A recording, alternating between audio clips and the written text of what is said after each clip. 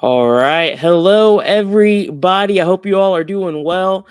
Hopefully, you guys can hear me. Let me know if you can. I have a new setup going on, so it's very possible. Could just be talking to myself now, but hopefully not. For those of you that don't know, this is DFS Army's tournament strategy show where we look at last night's slate, we look at today's slate, we game plan what we're doing.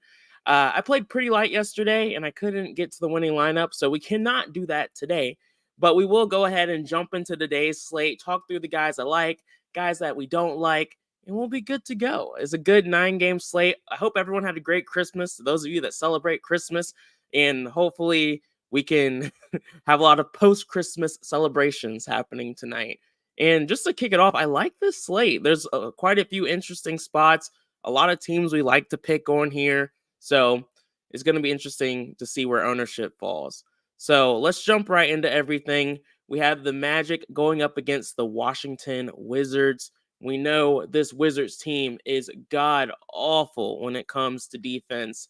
And for the Magic tonight, there's not really any crazy injury news that has me overly excited about anyone in particular, but we do have Markelle Fultz still out. Jalen Suggs is listed as questionable. Joe Ingles is listed as questionable as well. So those injuries do matter, but I doubt it's going to move the needle for me too much. There's two key players I like for the Magic tonight that I want to make sure I get exposure to. One, Paolo Banchero. We could talk about how the Wizards are not great against bigs, but they struggle against every position so far this season. But I like playing Paolo in this spot. He's seeing some decent ownership at 13%. I want to at least be at that 13-15% range, but I would be totally fine being around 20 to 30% and getting some decent leverage there. In my early runs, I'm actually seeing as much as 50 to 60%. So we could go on the extreme end there a little bit. And then Wendell Carter Jr., he also stands out a bit for me. Like I mentioned, I like playing bigs against the Wizards. He's only 5,700. He did return to the starting lineup, so we've seen that. Let me double check his minutes and just make sure that I feel decent about that. Oh, that's where you get nervous with Carter. He has not seen more than 23 minutes since returning from his injury. And unfortunately, his minutes have actually been trending in the wrong direction. So Carter Jr. is someone I'm a little nervous about, but his ownership is low. So I won't need 20% exposure to Wendell Carter Jr. today. It's really more so going to be probably 5 to 10% getting some decent leverage in a spot I like. Appreciate you, Daniel, making sure I'm not going crazy. That helps. Kevin, hope you're doing well. JJ Wasabi, hope life's treating you well. Zolo, yo, Josiah, what's up? Is something wrong? What happened? Yeah, I like Banchero too. Really good spot for him. JJ said, but they always play up to good teams. It's so irritating. You're not wrong, but that does kind of help the blowout scenarios not happen as much, which is something that we have seen a lot over the season so far. Daniel said, enjoy the show. I agree. Other day when you said Drake's bets are fake, I think whatever sports book just pays him that for a marketing fee would not surprise me, to be honest. Personally, I feel like that's a little sketchy. Never mind. That's a whole rant we don't have time for today. I am late. Anyway, I like Paolo. I like Carter. I think you can take a shot on KarlAnthony. He's shown some ceiling performances here recently, and it's a good matchup. So I don't love that he typically comes off the bench, but he's shown some upside. The price tag of 6,700 is exciting for me either, though. So I think he's more viable if Suggs ends up not playing today. Franz will be in my mix, and then I've seen Mo Wag show up a little bit in some of my more recent runs too, but again, not overly excited about him with Wendell Carter Jr. playing again. So moving on. The Wizards, not interested. Just not interested. Jordan Poole didn't burn us the other night, though. That's good. Glad that happened, but I'm not trying to play Washington today. I don't like picking on the Magic, which is really weird for me to say, but it's still true. Thomas Dye, what's up, man? Jason said, first day in the Army, enlisted an hour ago, trying to get the optimizer down, etc. Glad I'm catching this. Yeah, Jason, we have a pre-lock show. It will be at 5:30 p.m. Eastern, where I'll just kind of show how I'm using the optimizer. And I usually like to give some insight around how other players utilize it too. So this is really more so of the strategy show, just guys that I'm on early. And then on the pre-lock show, we'll talk through actually execution and what mins I'm putting on guys, what maxes I'm doing, and just showing what I'm doing on the slate. I don't think Brandon will be able to join this week, but B-Dubs might be able to. If you all are interested in catching the pre-lock show or using any of the other tools we have here at DFS Army, like the sim model, the Discord, where Upper Slide is able to give a lot of insight around different injury news, things of that sort, feel free to use promo code 2024 for a 24% discount. That's something that we're doing for the new year. So if you're into it, now's a good time for a good discount there. Greg, hope you're doing well, man. Glad you guys were able to stick with me even though I'm running late. The Nets against the Pistons. This is a game that I like a bit more than I thought I would, just kind of going into the slate. And a lot of it has to do with pricing and upside. The Pistons, once again, like a lot of these teams, have been bad at every position when it comes to defense this season. And in particular, I've liked to play bigs against the Pistons. That's been a really good trend. Centers have had a lot of ceiling performances against the Pistons. But I like some of the lower ownership on guys like Cam Thomas. The sim model has some interest in Cam Thomas as well. So it helped me get to this Cam Thomas direction. And we know the upside he has, especially in really good matchups. So really liking the low ownership here. And then Spencer Dinwiddie at 6,900. We know he has 50-point upside. He did struggle in the last recent game against the Pistons, but just because that happened one time does not mean that won't happen again in the future. So really excited about Spencer Dinwiddie and Cam Thomas tonight. The ownership on Nick Claxton and Bridges is a little concerning for me just because we haven't seen the consistent upsides from Bridges, and then Claxton is just the ownership itself scares me. But this is a really good spot for Claxton, so I'm planning on eating the chalk as of right now. If there aren't any other clear, obvious center plays that I end up liking more, but I want Claxton to be in my mix, and I want to be around field weight exposure. And then Bridges, I've been wanting to get on the Bridges train for so long, but I don't think I'll be able to get any leverage here, so I'm not going to force him in. But the domination station gives me some exposure to Bridges naturally. Not going to take him out or anything like that. I just like this team more than most, I think. The Gray Tones. The pre-lock show is a VIP member only show. The link to become a DFS Army member is in the description. We talked about the 2024 discount already. And what I'll do is I'll put a link to the private YouTube show in the Discord, and we also have it on our website. So that's kind of how you access the pre-lock show. Zolo, see? Great minds, man. Great minds. Zolo said Nets want to give the Pistons the record and Pistons don't want to lose. Yeah, you're not wrong, man. It's funny. Anyway, for the Pistons, no one for the Pistons as of right now are standing out for me too much. I always have some interest in Cade Cunningham. Let me check out the sim model right quick. Go to 8,300. I already know it's probably going to like Paolo so much more than Cade. No, it does have some interest in Cade and isn't as excited about Paolo as I am. And it is on some of the other potential leverage plays I'm looking at on the slate. So sim model has some interest in Cade. Means I'll have some interest in Cade Cunningham, especially at low ownership in a game that we're already talking about it. I expect to be more competitive than you might expect just looking at things. What's up, Odd Jacks, JJ, Durant? You know, you can definitely take your shot if you want to on the Piston bigs.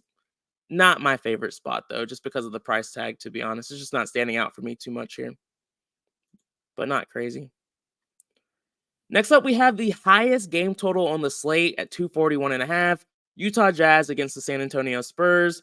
You all know my philosophy is typically I am trying to force some exposure to these games that have the highest total, but it gets gross here. It gets really gross.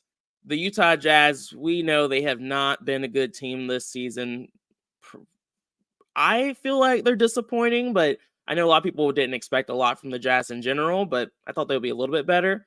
And there's not really any injury news for the Jazz right now. It looks like we've had Clarkson come back. THT looks like he's going to play tonight, and Keontae George looks like they'll all be in the mix. So with them playing, it does decrease my interest in Jackson or Jordan Clarkson. I think he has some decent upside in this spot.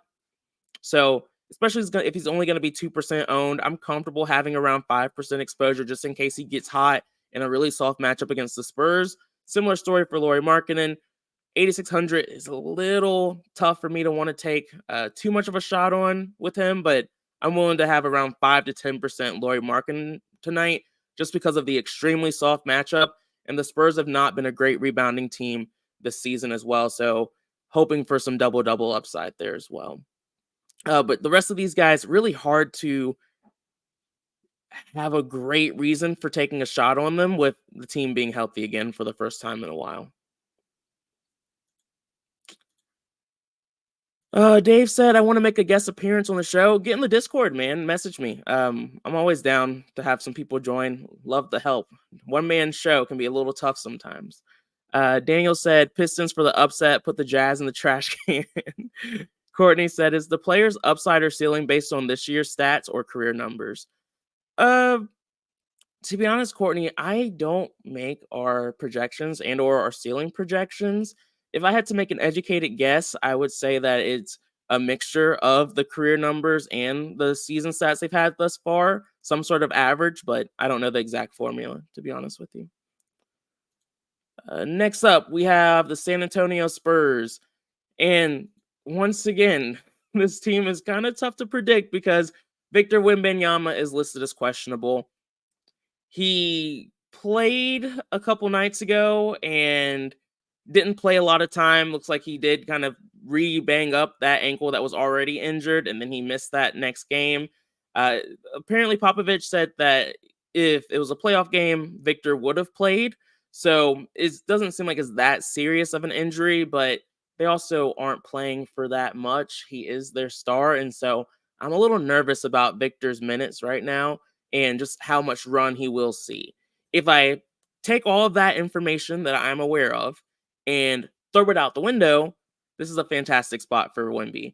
If he sees around 30 minutes tonight in a really soft matchup against the Jazz, it would not shock me if he has a very, very strong performance in a really good spot. But ultimately, as of right now, I don't want to take the shot just because of all of the injury concerns I have with him right now. And I can't think of a reason for why they would force him to play more minutes on a little bit of a banged up ankle right now. Could be wrong, though. I'll continue to give it thought. Might change my mind. Especially with the ownership being so low, in a really good spot, highest game total on the slate, I'm a little bit more open to taking those kind of shots. But right now, it's not making complete sense to me. Let's see. Yeah, Charlie. I don't expect him to play for 30 minutes either. I'm just saying if I throw out that information and he happens to, the upside's obviously there for this spot, but I'm not expecting him to based off of the news and information we do have right now. But sometimes weird shit happens in basketball, and so I still like to speak to the chance of it. Next up, we have the Timberwolves going up against the Oklahoma City Thunder. Big piece of news here is our guy, KarlAnthony Towns, is listed as questionable. You already know there's two guys I'm trying to force exposure to if KarlAnthony Towns ends up getting ruled out. That's Anthony Edwards and Rudy Gobert. If KarlAnthony Towns plays, I'm still interested in Anthony Edwards at 9,600, super low ownership. But if he's out, Edwards becomes a priority for me. I'll have probably at least 20%. Rudy Gobert, same story. I am not super excited about Rudy if Cat plays, but I'm way more interested in him if KarlAnthony Towns ends up getting ruled out. Outside of that, I could see guys like Nas and McDaniels being slightly more viable with Cat out, but I'm not going to dig too deep into that until we get the news. But a team I definitely don't want to forget about, especially with Cat being questionable. The Thunder. Right now, we have Jalen Williams listed as questionable. We have Josh Giddey listed as questionable. For me, I mean, I think the obvious guy we have to not forget about here is SGA at 10,500, low ownership. I don't like picking on the Timberwolves, but I'm more willing to do it at the guard position. And then when it comes to Chet, we know the upside, the ceiling is there, but I am not excited about the matchup. So I'm not planning on getting exposure to Chet. I might be a little bit more open to it if Jalen Williams ends up not playing. But as of right now, this isn't a spot I'm trying to force exposure to outside of potentially SGA if his ownership continues to stay that low. All right. Now, this is where the games start to get a little bit more spicy. Next up, we have the Hawks going up against the Bulls. Another piece of injury news on the slate. Our guy Trey Young is currently listed as questionable. We already know what we want to do here. If Trey Young gets ruled out, DeJounte Murray becomes I want to say core play. Probably would be a core play. If not a core play, super close to it. And then, of course, Bogdanovich would see a little bit more exposure for me as well. And then I would continue to dig a little bit deeper into potentially taking shots on guys like Sadiq Bey and Clint Capella as well. And then other options on this team too. So Trey Young, another really big piece of news that we have to keep an eye out for on the slate. And then, like I mentioned, I would like Sadiq Bey a bit more if Jalen Johnson ends up getting ruled out tonight as well. Anyone else with injury news on the Hawks? I feel like, yeah, AJ Griffin's already ruled out. DeAndre Hunter's been out for a bit. So these Hawks could be a team that is pretty interesting tonight if news goes the way that I'm kind of hoping it does. What's up, Takedown? Hope you're doing well. Rodney, same story. It's an interesting slate, guys. Per usual, I'm just impatient waiting for the news, but there's some good spots here. Next up, we have another game or team that's very interesting, semi-dependent on injury news once again. We have Nikola Vucevic currently listed as questionable. Vucevic, as of right now, has the highest usage rate on the Bulls, and he's been playing a ton of minutes. If he plays, viable play, a guy I don't want to forget about. I think his ownership is looking relatively high, but if we get that news around 6:30 or 6, it wouldn't shock me if he's lower owned than we would expect for him to be. If he's out, DeRozan is already chalky at 24%, but I would want to make sure I am still around field weight, especially against the Hawks team I'm not overly concerned about. And then Kobe White is another guy who is just in a fantastic spot. He hasn't had the same upside he has shown this season over the last 3, 4, 5 games, but I don't care. We know that upside is still there. We know we can pick on the Hawks. I do like this spot for White a little bit more if Trey Young plays, just because that is such a soft matchup to pick on for Kobe White. But even if Trey Young ends up getting ruled out, and especially if Vucevic is ruled out, Kobe White will have all of the usage he can handle, and he's just someone I would definitely want to have exposure to. And on top of that, Patrick Williams would see a nice boosting usage. Alex Caruso as well. I want to look a little bit closer at that, but very, very viable plays. And Drummond too, especially if he starts in this spot. We know he typically still doesn't see too much run, but I would expect him to have a very strong game in a relatively soft matchup against the Hawks. So just an interesting team in general. So hopefully we can get some news that makes these teams a little bit more interesting and viable. Caruso over 10.5 points, yes or no? Ew. Alex Caruso, he's just so not a consistent aggressive scorer. I like the odds of him being a bit more aggressive if Vucevic ends up getting ruled out. So I'm not answering your question directly, Daniel, but right now I would say no. But if Vucevic gets ruled out, I would say yes. Mr. DraftKings, what's up, man? But I will clarify, Daniel, I am not over-under guy typically, so I'm far from an expert in that space. All right, moving on. Next up, we have the Memphis Grizzlies going up against the Pelicans. For the Grizzlies, the only guy I'm really looking at here is Ja Morant at extremely low ownership. For me, this is mostly a sim model play. we look at John Morant, has a 1.1% chance of hitting 8x value tonight. And he's just one of the few guys who have that upside. Anthony Edwards, another guy that we're on, same exact upside in this spot. So I'm taking my shot on Ja and Anthony Edwards. Sim model plays mostly, but he's still cheap enough. And same with Edwards, where we know the upside that they have, even in just neutral game environments. At low ownership, I'm always willing to take those type of shots. Next up, I am not interested in Bane or Jackson in this spot against the Pelicans. Yeah, I'm not trying to get here tonight, especially if we get some better value on the slate.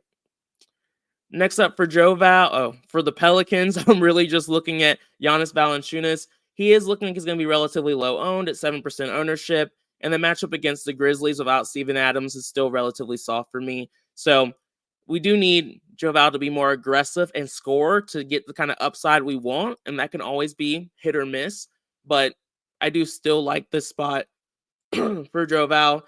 I'll probably be around 10 to 15%. I doubt I'll be much higher than that with guys like Claxton and other bigs who are just in clearer, better spots on the slate.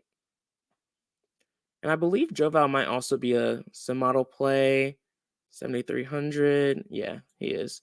We see 3.2% chance of hitting 8x. We're not really seeing that on anyone else in this same price range.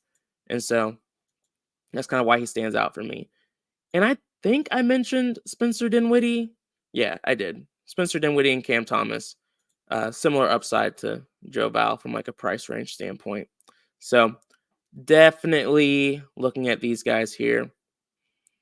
And you can take your shot on Zion. He definitely has been better as of late. Matchup against the Grizzlies, again, isn't something I'm afraid of. The ownership, though, is what worries me. Let me see. In my last run, he didn't show up for me really at all. So I'm not really trying to force exposure to him. I doubt I'll be able to get leverage over the field at 17.5%. But I do have some interest there if he shows up naturally, but I'm not going to force it. I just don't like taking shots on the Pelicans when they're all healthy, outside of Joe Val, since he's just a little cheap. And then next up, we have the Pacers going up against the Rockets. Rockets have been playing at a very slow pace, so we have two teams that play very different styles of basketball going up against each other. Halliburton at low ownership is hard. He did have a decent game on Saturday. So we know the upside is still there and he's capable of it. He did it against the Magic, I believe, which isn't the softest matchup. If Trey Young ends up getting ruled out, I'll be more willing to take shots on guys like Halliburton tonight, just because we'll have better value, we'll have more mid-range value, less pay-up options at the point guard position. As of right now, the way the slate's playing out, I do want to prioritize John Morant and Anthony Edwards, but if we get some more news to allow me to spice up my lines a little bit, Halliburton's on my short list of guys I'm interested in forcing exposure to. For the Pacers, we do have Bruce Brown out. Let me double check that. Yeah, Bruce Brown is out. And so that's why you're seeing guys like Buddy Hield see some elevated exposure. You're seeing Nimbard have slightly higher ownership, which again makes sense. Those are two guys who do see slight increases in usage when Bruce Brown is held out. I'm not trying to force exposure to these guys, though. They are streaky shooters, slow pace game. They're fine plays if they're like your last fill-in spots. You're not crazy for playing Buddy Hield without Bruce Brown. It's just at their price tags, we're not getting extreme value for the positional change that they have with them being just such streaky shooters. Is just a very hit or miss kind of play.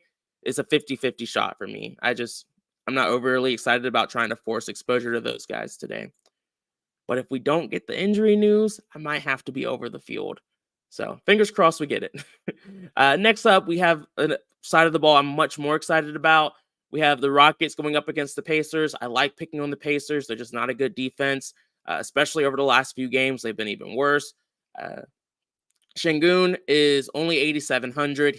Really soft matchup against the Pacers. Love this spot for him. Love the low ownership. He's going to be a priority for me. Fred VanVleet, same story, 8,400. Really good spot, really good matchup. Pace up spot for them since they typically play at a slow pace. Fred VanVleet can thrive in that type of game environment. And so I want to make sure I'm over the field on him as well. I don't want to lie, I believe they're both sim model plays too. Fred VanVleet, yep, 2% chance of hitting 8x. That's definitely higher than the other people in his price range. We haven't talked about him yet. We talked about DeMar DeRozan also standing out, and then Vucevic, if he plays, are similarly high upside guys. But Fred VanVleet still stands out a good bit in this price range. So that's why I'm prioritizing them the most here. And outside of that, no one else is really standing out for me. It does look like Jabari Smith is seeing some decent ownership. Let me see if I'm missing anything here.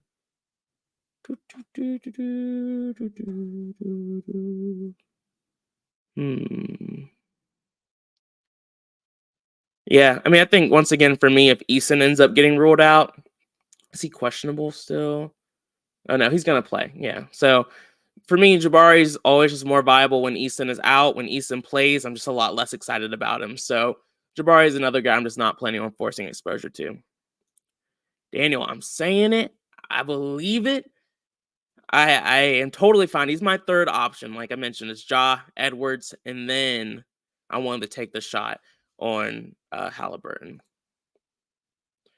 You think that Ja's a better play than SGA?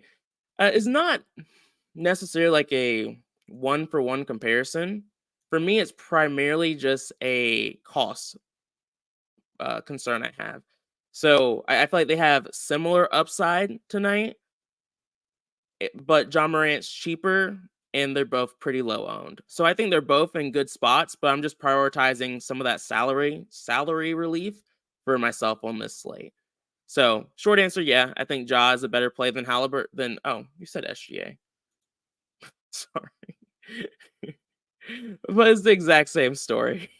John Morant's slightly a good amount cheaper than SGA, and he's also lower owned. And he's not going up against the toughest defense in the NBA. Again, I do think SGA can still overcome this, and I like having some exposure to SGA if I'm being so low owned. But I am still prioritizing John Morant and Anthony Edwards over SGA tonight.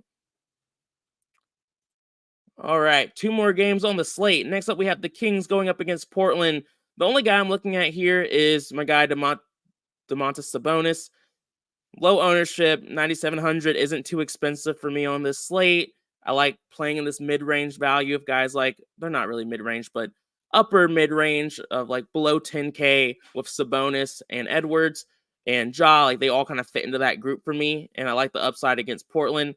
So not overly concerned about the matchup. Not as soft as it has been historically, but still not something I'm trying to avoid.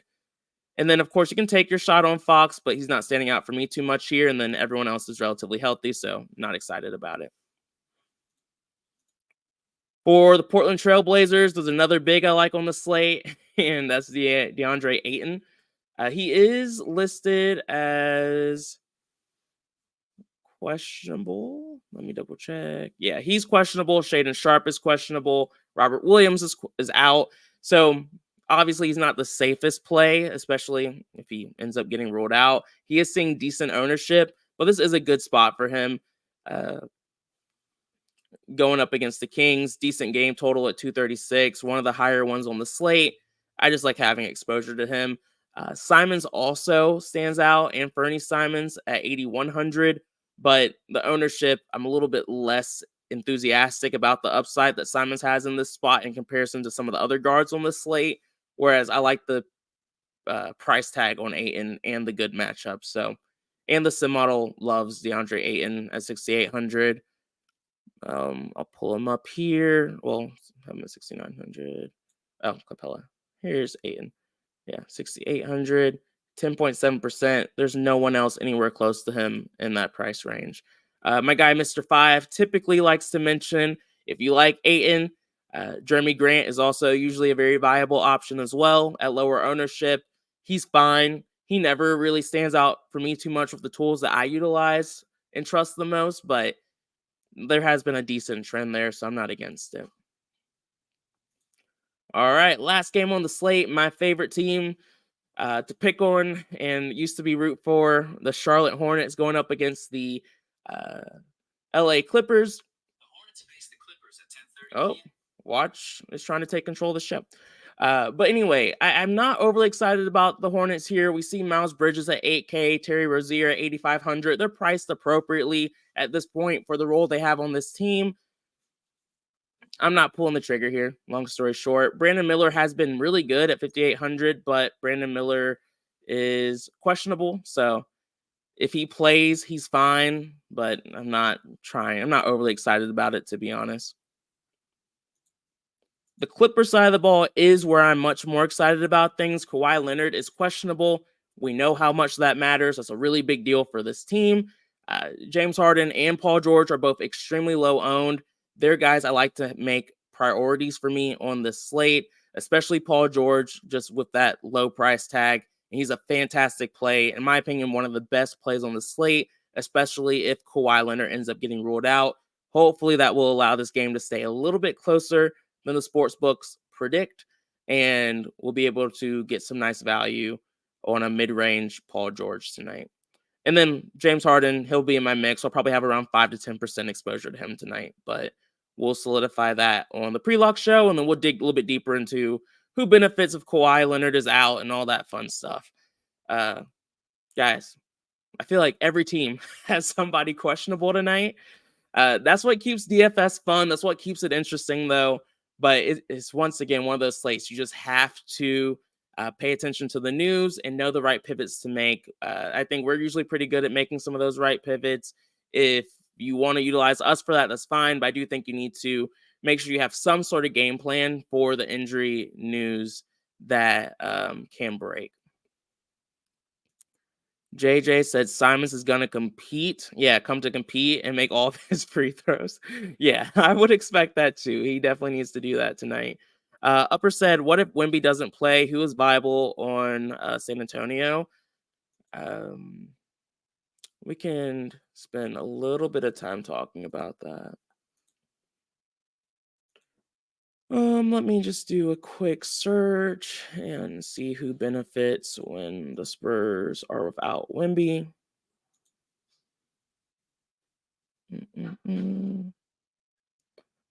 To be honest with you guys, though, I'm expecting Victor to play tonight. I just don't think he's going to play a lot.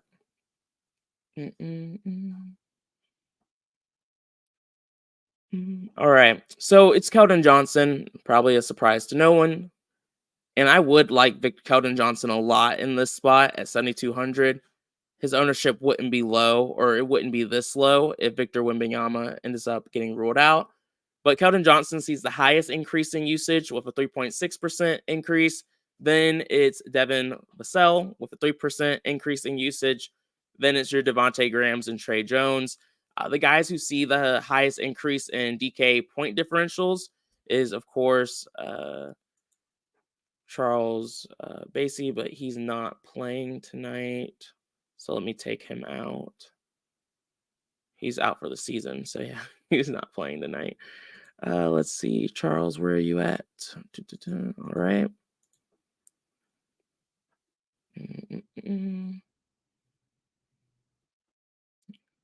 All right.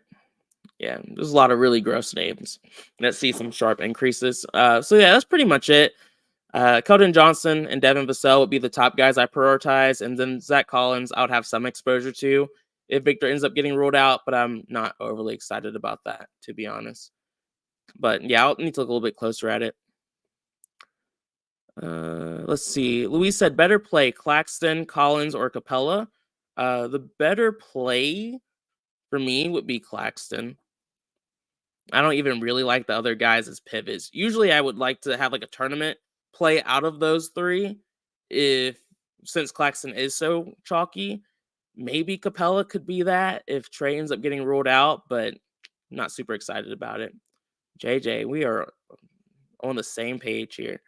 Martin said Collins and Keldon, don't have to look that up. Not Collins, believe it or not, highest usage rates. I could always just BS and be like, yeah, it's Keldon Johnson, because that's what seems obvious. But I still like to double check and look at the numbers because, oddly enough, Zach Collins does not see the highest increase in usage when Victor Wembanyama is out. It's one of those things you would assume, but you're not always the case. JJ said he'll have like 45 minutes. Yeah, It's gonna be an interesting one if that happens. But again, I think Victor plays tonight, so I'm not overly concerned about that situation. Anyway, y'all, that is everything for me. I'll be back 5:30 p.m. pre-lock show with a plan on how we're gonna execute on this slate. Brandon might be able to join B-Dubs this week, but not 100% certain. Just depends on what happens. So look forward to seeing y'all then. Peace out. Good luck tonight, y'all.